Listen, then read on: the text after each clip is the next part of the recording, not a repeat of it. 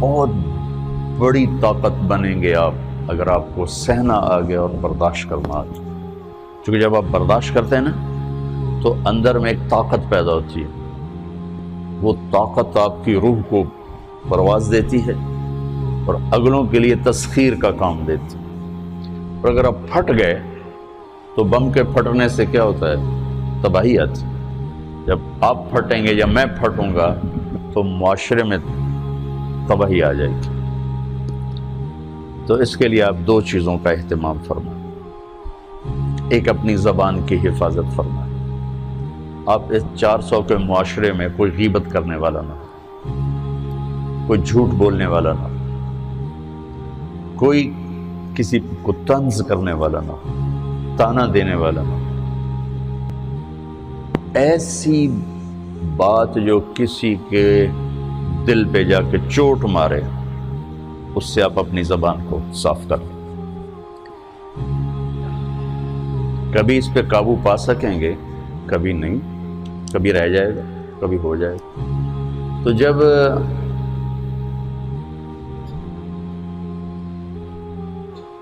ہاتھ سے نکل جائے بات تو پھر اللہ نے ہمارے لیے توبہ کا دروازہ رکھا ہے. 2 نفل پڑھو، اللہ سے معافی مانگو، جس پر زیادتی ہو اس سے جا کے معافی مانگو. اس سے آپ کی مزاج میں ٹھہراؤ آ جائے گا. تو میں آپ سب سے یہ گزارش کرتا ہوں کہ اس معاشرے میں آپ اپنی زبان پہ قابو پانا سیکھیں. برائے میرا بہت فائدہ ہوگا. ایک زندگی گزری ہے، شام قریب ہے، تو پوری زندگی کے تجارب نچوڑ بھی اس میں شامل ہیں. اور تجارب نچوڑ کو گولی مارو اور دیوار پہ ڈال دو. میرے نبی کا فرمان اس کے لیے کافی ہے کہ آپ نے فرمایا کہ 2 چیزوں کی ضمانت دے دو، میں جنت کی ضمانت دیتا. ایک تمہارے جو 2 جبڑوں کے درمیان ہے، ایک تمہاری 2 ٹانگوں کے درمیان ہے، اسے پاک کر لو، میں جنت کا ضامن بن جاتا ہوں. اور معاذ بن جبل سے فرمایا کہ تمہیں پورے دین کا نچوڑ بتاؤں. کہا جی کیا؟ تو آپ نے اس حدیث کو میں نے پتہ نہیں ہزاروں لاکھوں دفعہ بیان کر دیا ہے اور ہر دفعہ بیان کیا ہے کہ اچھا یہ ایسے کر کے کیوں فرمایا؟ یہ پہلے کیا پھر کہا کف ھذا. اور کہا کس کو ہے؟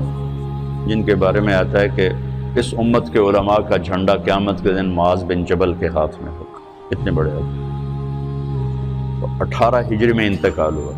1434 ہجری میں اردن گیا تو ان کی قبر سے خوشبو آ رہی تھی. 1400 سال گزر گئے، ان کی قبر سے خوشبو کا آنا بند نہیں ہوا. اتنے بڑے آدمی کو کیسے سمجھایا؟ بچے کی طرح. معاذ اس زبان پہ قابو. تو آپ سب کو، اپنے آپ کو بھی کہتے ہیں،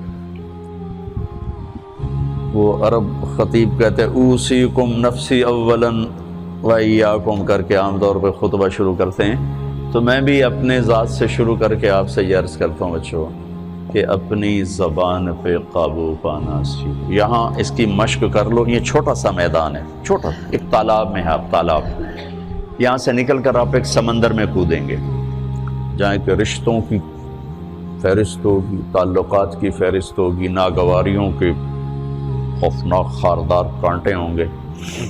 کہیں کہیں پھول ملیں گے ورنہ کانٹوں سے بھرا جہان ہے.